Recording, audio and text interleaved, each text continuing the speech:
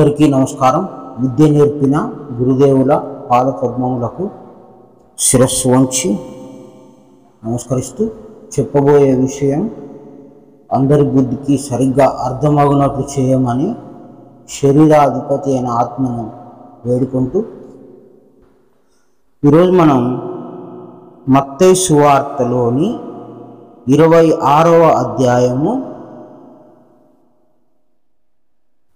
20వ వచనం నుంచి చదువుకున్నాం.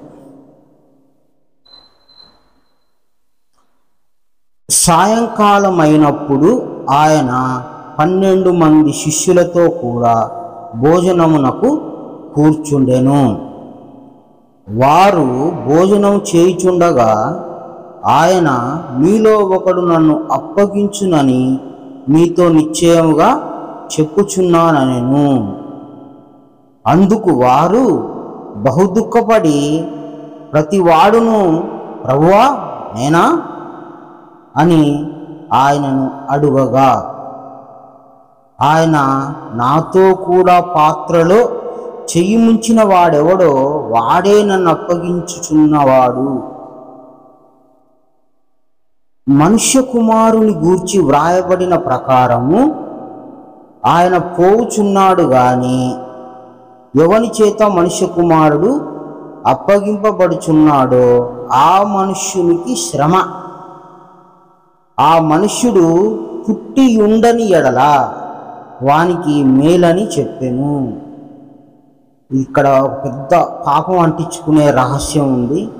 వాడు ఆ పాపం అంటించుకున్న దానికంటే వాడు పుట్టకుండా ఉంటే ఎంతో మేలు అని క్రీస్తే స్వయంగా చెప్తున్నాడు. అంటే ఇది పాపం అంటించుకునే పని, క్రీస్తుని అప్పగించే పని. దీనికి సంబంధించిన రహస్యం, దాని వివరణ చాలా పెద్దగా ఉంటుంది, మళ్ళీ మనం తెలుసుకుందాం. ఆయనను అప్పగించిన యూదా బోధకుడా నేనా అని అడుగగా ఆయన, నీవన్నట్టే అనెను. అంటే యూదాకి తెలుసు యూదానే అప్పగిస్తున్నాడు క్రీస్తుని అని. క్రీస్తుకు తెలుసు యూదానే అప్పగిస్తున్నాడు అని. కానీ అందరూ ప్రశ్నించినట్టుగా నేనా ప్రభు అంటే నీవన్నట్లే అంటాడు. అంటే తెలుసు, ఇద్దరికీ తెలుసు, కానీ బయటపడలేదు. వారు భోజనం చేయుచుండగా యేసు ఒక రొట్టె పట్టుకొని దానిని ఆశీర్వదించి విరచి తన శిష్యులకు ఇచ్చి, మీరు తీసుకొని తినుడి, ఇది నా శరీరం అని చెప్పాను. ఒక రొట్టె తీసుకొని దాన్ని విరిచాడంటే ముక్కలు చేశాడు. రొట్టెని అనేక భాగాలుగా అంటే ముక్కలుగా చేసి తన శిష్యులకు ఇచ్చి, మీరు తీసుకొని తినండి, ఇది నా శరీరం అని చెప్పాను. మరియు ఆయన గిన్నె పట్టుకొని కృతజ్ఞతాస్తుతులు చెల్లించి వారికిచ్చి, దీనిలోనిది మీరందరూ త్రాగుడి, ఇది నా రక్తము, అనగా పాపక్షమాపణ నిమిత్తము అనేకుల కొరకు చిందింపబడుచున్న నిబంధన రక్తము. ఈ 28వ వచనం మళ్ళొకసారి చదువుకుందాము. ఇది నా రక్తము అనగా పాపక్షమాపణ నిమిత్తము అనేకుల కొరకు చిందింపబడుచున్న నిబంధన రక్తము. ఇది ఎందుకు తీసుకున్నాము ఈ వాక్యము అంటే, ఇక్కడే చాలామంది బోధకులు తప్పుగా అర్థం చేసుకొని తప్పుగా బోధిస్తున్నారు. యేసుక్రీస్తు ఒంట్లో రక్తం గురించి కానీ, యేసుక్రీస్తు శిలువ మీద పడ్డప్పుడు కానీ ఈ విషయం చెప్పలేదు. శిష్యులతో కూర్చొని భోజనం చేస్తుండగా ఒక రొట్టె తీసుకొని విరచి తలా ఒక ముక్క ఇచ్చి, తీసుకొని తినండి, అది నా శరీరం అంటాడు. మళ్ళీ ఒక గిన్నె తీసుకొని ద్రాక్షారసం తీసుకొని, ఇది తాగండి, దీనిలోని మీరందరూ తాగండి. ఇప్పుడు ఇక్కడ ఆయనని శిలువ మీద వేయలేదు, కొరడాతో కొట్టలేదు, మేకులతోని కొట్టలేదు, బాధించలేదు. అయినా ఇక్కడ ఏమన్నాడు? చిందింపబడుచున్న నిబంధన రక్తము. ఇది అర్థం కాక శరీరంలో ఒంట్లో రక్తము అన్నారు. కానీ ఎప్పుడు చెప్పాడు ఈ మాట? ఇంకా శిలువ మీద పడలేదు, శిలువ శిక్షకి ఇంకా చేరలేదు, ఇంకా ఆయనని యూదా ఇస్కరేతు ఆయనను అప్పగించలేదు, సైనికులు పట్టుకోలేదు, ఇంకా ఆయనని ఆ రాజు దగ్గరికి తీసుకెళ్ళలేదు, తీర్పు తీర్చలేదు. అంతకుముందే చెప్పిన మాట ఇది. అనేకుల కొరకు చిందింపబడుచున్న నిబంధన రక్తము.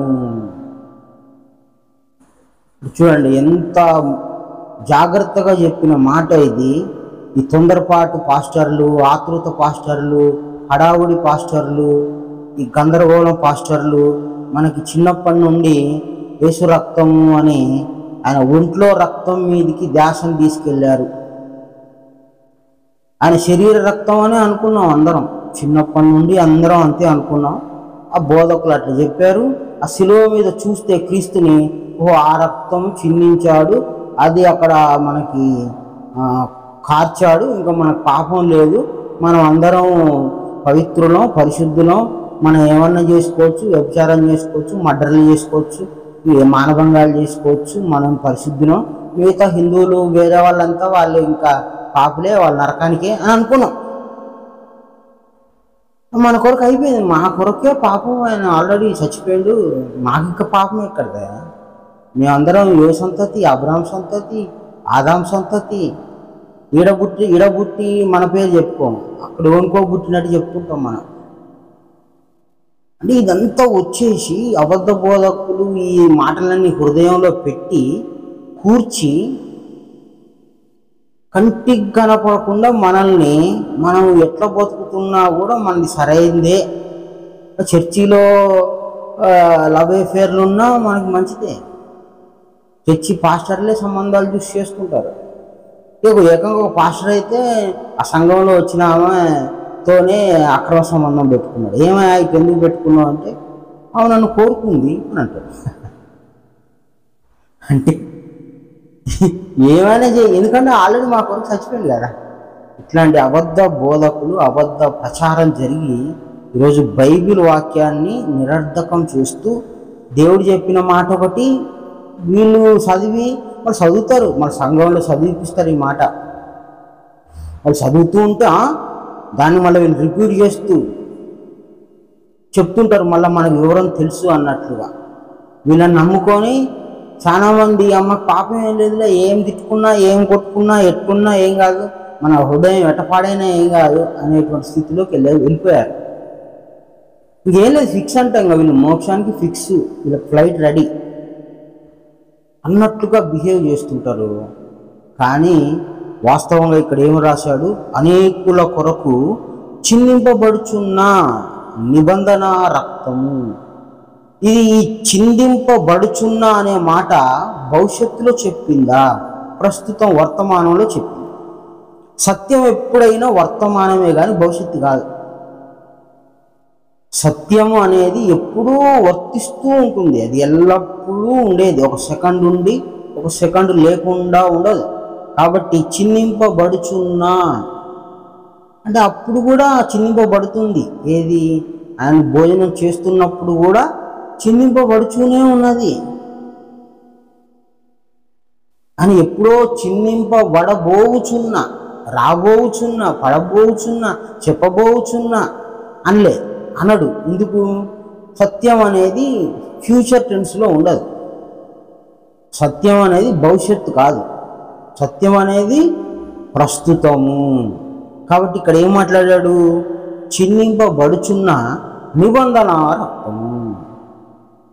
అమ్మా ఒంట్లో రక్తం అనుకోని ఇన్ని రోజులు పాస్టర్లు చెప్పిందే మోసపోయాను, ఇక్కడ ఏదో నిబంధన రక్తం అన్నాడు, దీని గురించి ఏదన్నా మాకు వివరం చెప్పండి అని దేవుణ్ణి అడిగితే మనకు దేవుడు ఏం చెప్తుంటాడు? మనం అడిగితే దేవుణ్ణి అడిగితే చెప్తారు, పాస్టర్లను అడిగితే వాళ్ళు ఒంట్లో రక్తమే చెప్పుకుంటారు. మళ్ళీ వీళ్ళకి ఎన్నిసార్లు చెప్పాలి ఒంట్లో రక్తం అని వాళ్ళు కూడా అంటుంటారు. సర్లే ఎన్నిసార్లు అడుగుతాను వీళ్ళు అనుకుంటారు. ఈ నిబంధన రక్తం అనేటువంటి మాట క్రైస్తవ సమాజంలో వినట్లేదు, వినబడట్లేదు. మళ్ళీ ఒక్కొక్కరు 20 సార్లు చదివిన బైబిల్, 30 సార్లు చదివిన బైబిల్ అంటుంటారు. ఆ సాక్ష్యాలు చాలా అద్భుతంగా ఉంటాయి. మరి ఈ మాట తీసుకుంటే చిందింపబడుచున్న నిబంధన రక్తము. ఇప్పుడు మన పాపాల కొరకు చనిపోయాడు అంటే మనం ఇంకా పుట్టలేదు, ఆయన చనిపోయాడు. మనం పుట్టంగానే ఏం కావాలి? పరిశుద్ధులు. సూపర్. ఇక మనం ఎట్లా తాగొచ్చు, తినొచ్చు, ఏమైనా చేసుకోవచ్చు. ఎందుకంటే మన కొరకు చచ్చిపోయింది ఆయన, మన పాపాల నిమిత్తమే చచ్చిపోయిందంట. కానీ ఇక్కడే రాస్తాడు దేవుడు, రాశాడు అనేకుల కొరకు, అనేకుల కొరకు. ఆడు ఎప్పుడన్నా పుట్టని, ఎక్కడన్నా పుట్టని, ఎట్లయినా పుట్టని, అనేకుల కొరకు చిందింపబడుచున్న నిబంధన రక్తము. నిబంధన రక్తం. ఈ రక్తం ఏం చేస్తుంది? పాప క్షమాపణ నిమిత్తం. ఆయన మాట్లాడే ప్రతి మాట, వాక్యం ఏమై ఉంటుంది? పాప క్షమాపణ. పాపం ఉంటే కదా క్షమించేది. పాపం ఉంటే క్షమించబడుతుంది. కాబట్టి అనేకులు పాపాత్ములే అని క్రీస్తు ఇక్కడ చెప్పాడు, యేసు ఇక్కడ చెప్పాడు. అనేకుల కొరకు అంటే పాప క్షమాపణ నిమిత్తం. అనేకులు పాపులేరా బాబు, నువ్వు క్రిస్టియనా, ముస్లిమా, హిందూ ఏం కాదు, అందరూ పాపులే. ఆ పుట్టుకలోనే పాపం ఉంది, అందరికీ ఉంది. కానీ దాని క్షమాపణ కూడా ఒకటి ఉంది. ఆ క్షమాపణ రహస్యం ఏదైతే ఉందో అది నేను చెప్తున్నా, అది నేను తెలియజేస్తున్నా. అది తెలియజేయడానికే నేను వచ్చాను.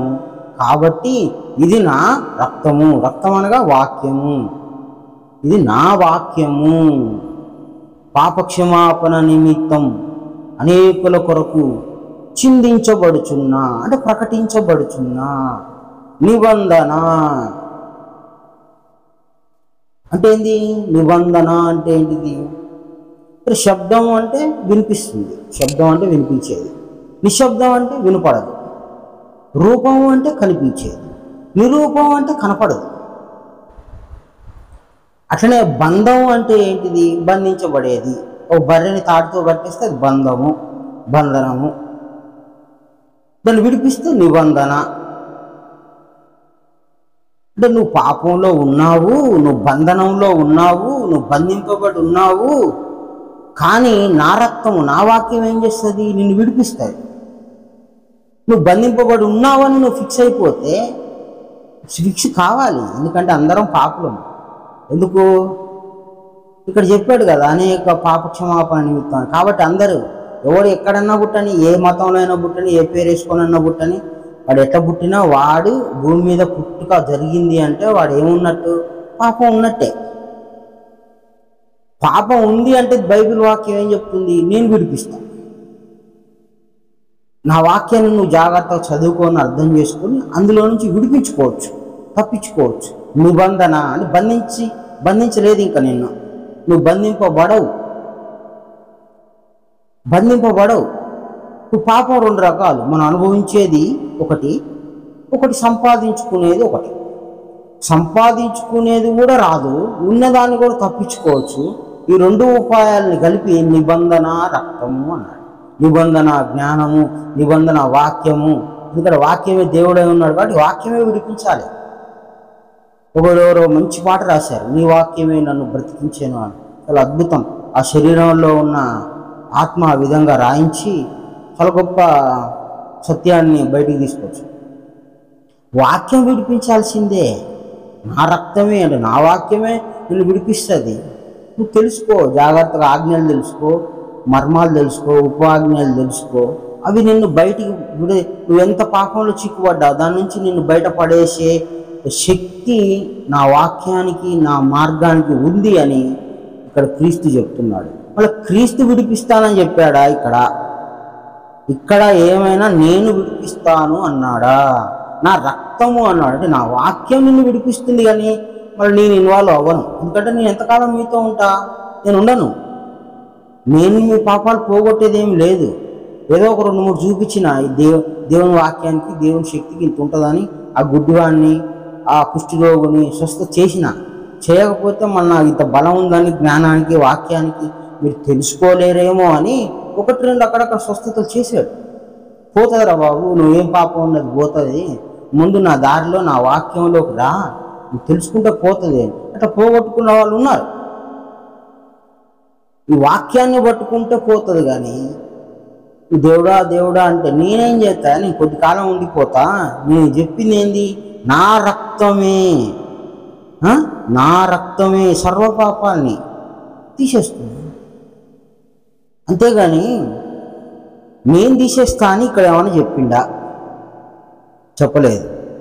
ఏమని చెప్పాడు? ఇది నా రక్తము అనగా పాపక్షమాపణ నిమిత్తము అనేకుల కొరకు. మళ్ళీ మేము నీతిమంతులం, ఏ సర్టిఫికెట్ ఉంది మాకు, బి సర్టిఫికెట్ ఉంది అని అనుకోవాల్సిన పని లేదు. కాబట్టి జాగ్రత్తగా చదువుకోండి. ఎందుకు చదివి వినిపించాము, ఎందుకు చదువుకున్నాము అంటే చదువు లేని వాళ్ళని మోసం చేయవచ్చు, చదువుకున్న వాళ్ళు కూడా మోసపోతున్నారు. ఇది చాలా పెద్ద విడ్డూరము. చదువు వచ్చిన వాళ్ళు కూడా సంఘంలో ఉంటారు, అందరితో ఉంటారు, కానీ మళ్ళా వాళ్ళకి ఒంట్లో రక్తం వైపే ధ్యాస పోతుంది. ఈ నిబంధన రక్తం అనే అంశం మీద ఎక్కడ ఏ పాస్టరు మాట్లాడినట్టు మాకు కనపడలే. నిబంధన అంటే పాపము అంటకుండా ఉండే దేవుని వాక్యము. దేవుని వాక్యమే రక్షించాలి. నా రక్తమే రక్షిస్తుంది అంటే నా వాక్యమే నేను రక్షిస్తుంది. ఇక్కడ బైబిల్లో ఉన్న వాక్యాలే, యేసుక్రీస్తు చెప్పినంత వాక్యాలే, వాక్యమే దేవుడే ఉన్నాడు. కాబట్టి ఆ వాక్య రూపంలో ఉన్న దేవుడే మన లోపలికి వెళ్ళి ఆ వాక్యమే మనం నిలబడి మనల్ని మార్చేయాలి. కాబట్టి చిందించబడుచున్నా అనే మాట ఇది ఫ్యూచర్ టెన్స్ కాదు, భవిష్యత్తు చెప్పింది కాదు, ప్రస్తుతం చెప్పింది. లేదు గతంలో చెప్పింది అన్నది కూడా కాదు, గతంలో చెప్పింది కూడా కాదు, భవిష్యత్తులో చెప్పింది కాదు, ప్రస్తుతం ఎల్లప్పుడూ చెప్పబడుతున్న, ఎల్లప్పుడూ చిందించబడుచున్న, ప్రకటించబడుచున్న దేవుని వాక్యం. కానీ ఎప్పుడో చచ్చిపోతే మన కొడుకే చచ్చిపోయిందంటారు వీళ్ళు. ఒక గొర్రెటి పోతే అంటే, ఒక బర్రెటి పోతే అంటే. ఏంటంటే మా పాస్టర్ని బాగా ఉద్దేశపూర్వకంగా అనాలని అంటున్నారు అని అంటే, మీరు బాగుపడితే చాలామందిని బాగు చేస్తారు, మీరు చెడిపోతే చాలామందిని చెడగొడతారు. ఒకవైపు మనల్ని మనం సరి చేసుకుంటూ, మనల్ని సరిదిద్దుకుంటూ, మనకి ఇవ్వబడిన సంఘంలో ఉన్న వ్యక్తులను కూడా సరి చేసుకోవాలి. ఇది మన బాధ్యత. దారి తప్పటం అది ఓకే, దారి తెలిసిన తర్వాత కూడా తప్పితే అది దేవుని ఎడల దేవుడు ఇంకా ఎప్పటికీ క్షమించడు. ఒకవేళ దారి తప్పితే సరి చేసుకోవాలి.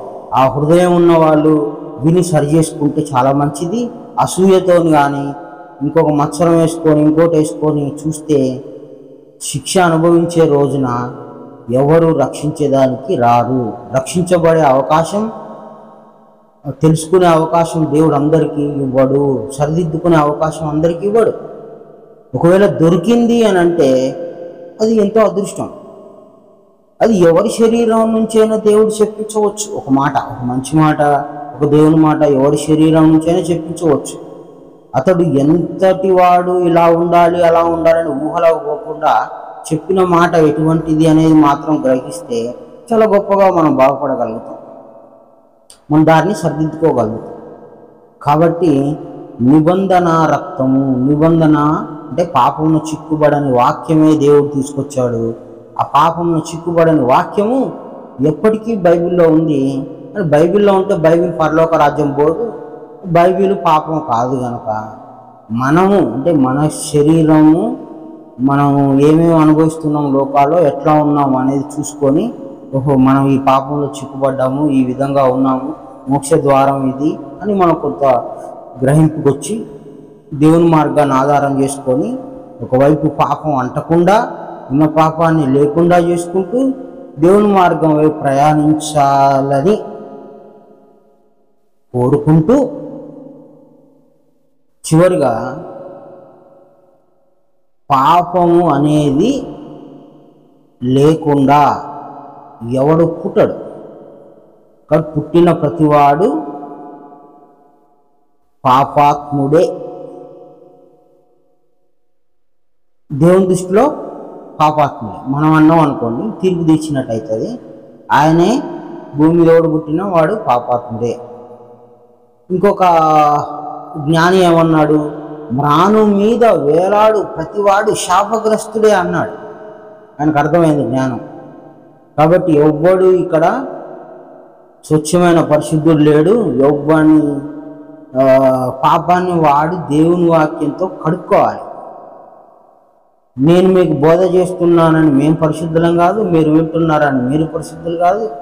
ఎవ్వరికి వాడు రోజు సబ్బెట్టి కడుక్కున్నట్టు వాక్యం పెట్టి ప్రతిరోజు పాపాన్ని కడుక్కోవాలి, వాక్యానుసారం నడుచుకోవాలి, వాక్యానుసారమే జీవితం ఉండాలి. వాక్యానుసారమైన జీవితమే మేలు. ఇంకొక వైపుకి ధ్యాస పెట్టుకోకూడదు. కాబట్టి నిబంధన అంటే ఏంటిది?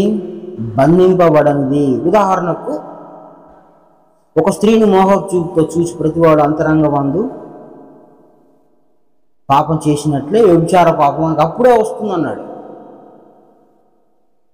ఆ మోహం అంటే ఏంది, ఎందుకు వచ్చింది, అది రాకుండా నేను ఎట్లా తప్పించుకోవాలి అంటే ఏ భావంతో ఉంటే నేను తప్పించుకుంటా, ఆ భావం కలిగినప్పుడు నేను ఏం చేయాలి, ఏ వాక్యాన్ని అడ్డం పెట్టుకోవాలి, ఏ వాక్యాన్ని అడ్డం పెట్టుకొని ఏ చూపు కలిగి ఉంటే అది నాకు రాదు, అంటదు. అంటకుండా ఉండాలంటే నేను ఏ వాక్యాన్ని ఏ విధంగా చూసుకోవాలి, ముందు ఆ ఉన్న వాక్యాన్ని ఎట్లా పరిశీలన చేయాలి, మోహం అంటే ఏంటిది, వ్యామోహం అంటే ఏంటిది, మోహం కానిది ఏంటిది, ఈ విధంగా మనం పరిశీలన చేసి వ్యభిచారం అంటే ఏంది, వ్యభిచారంలో ఎన్ని రకాలు ఉన్నాయి, ఇవన్నీ తెలుసుకొని ఆ వాక్యాన్ని బాగా జాగ్రత్తగా గమనించి అది వారం పట్టని 10 రోజులు పట్టని దాని గురించి సంపూర్ణంగా తెలుసుకొని అప్పుడు ఆ వాక్యం మనం సొంతం చేసుకొని దాని ప్రకారం నడుచుకోగలిగితే పాపం అంటది. అంటే ఒక చిన్న వాక్యమే ఇంత శ్రమ ఉంటుందా అంటే, మరి నువ్వు దేవుని వాక్యం తెలుసుకోకుండా పాపము అంటకుండా తిరగాలంటే నువ్వు ఆల్మోస్ట్ తెలివైనోడివి అన్నట్టు. అంటే దేవుని దృష్టిలో దేవుని సంబంధం అయిపోతావు. దేవుడు ఎట్లయితే పాపం అంటకుండా తిరిగిండో లోకంలో నువ్వు కూడా అట్లా తిరగాలి. అట్లా తిరగాలంటే ఆయన శక్తి, ఆయన వాక్యం, ఆయన గుట్టు, ఆయన మర్మము, ఆయన రహస్యము, ఆయన తెలివితేటలు, ఆయన బుద్ధి అని నీకు రావాలి. వస్తేనే నువ్వు అంటకుండా తిరుగుతావు, లేదంటే ఇంక అందరిలాగానే పూసుకుంటారు. అంటే ఒక్కొక్క వాక్యం మీద శ్రద్ధ, ఒక గంట సేపు అయినా సరే ఒక వాక్యాన్ని ఎంత జాగ్రత్తగా విన్నాము, గ్రహించుకున్నాము, మళ్ళీ తిరిగి ఆచరిస్తున్నాము అనే శ్రద్ధ మనకు ఉండాలి. చూడండి, ఒక వాక్యమే మనల్ని పాస్టర్లు బోధించిన వాక్యం మనం నిర్లక్ష్యం చేస్తుంది. నువ్వు మన పాపాల కొరకు చచ్చిపోయిందంటే మనం ఏమైనా చేసుకోవచ్చు అని, మళ్ళీ వచ్చైనా చచ్చిపోతాడని నిర్లక్ష్యంగా మాట్లాడేవారు కూడా ఉన్నారు. కాబట్టి ఒక వాక్యాన్ని చాలా జాగ్రత్తగా చదువు వచ్చిన వాళ్ళు చదువుకోండి, చదువు రాని వాళ్ళు ఇంకా శ్రద్ధ ఎక్కువ పెంచుకోవాలి. సరే, వాళ్ళని మోసం చేయకూడదు. చదువు వచ్చిన వాళ్ళు మాత్రం అక్షరం చాలా జాగ్రత్తగా పిన్ టు పిన్ చదువుకొని జాగ్రత్తగా వారి బోధకులు చెప్పారంటే వాళ్ళకున్న దేవుడిచ్చిన వాళ్ళ తెలివిని బట్టి, వాళ్ళ ప్రయాసాన్ని బట్టి, వాళ్ళ హృదయాన్ని బట్టి వాళ్ళకి ఇచ్చాడు. కానీ ఎవరి శ్రద్ధ వాళ్ళకంటే ఎక్కువ శ్రద్ధ ఉన్న వాళ్ళకి ఇంకా ఎక్కువ ఇస్తాడు. కాబట్టి అందరూ బోధకుని మీద ఆధారపడడం అనేది అసలు పెద్ద విషయము, అది సరైనది కాదు. మన శ్రద్ధ మీద మనం ఎంత శ్రద్ధ మీద, ఎంత ఆసక్తి ఎంత కలిగి ఉంటామో దాని మీద మనం ఆధారపడాలి. మన శ్రద్ధ మీద మనం ఎక్కువ ఆధారపడాలి, మనకు ఎక్కువ శ్రద్ధ ఉండాలి. కాబట్టి మన మీద మనమే అధికమైన శ్రద్ధ కలిగి అధికమైన వాక్య జ్ఞానాన్ని సంపాదించుకొని పాపమును చిక్కుబడకుండా తిరగమని కోరుకుంటూ అందరికీ నమస్కారం. గురు సమర్పణం.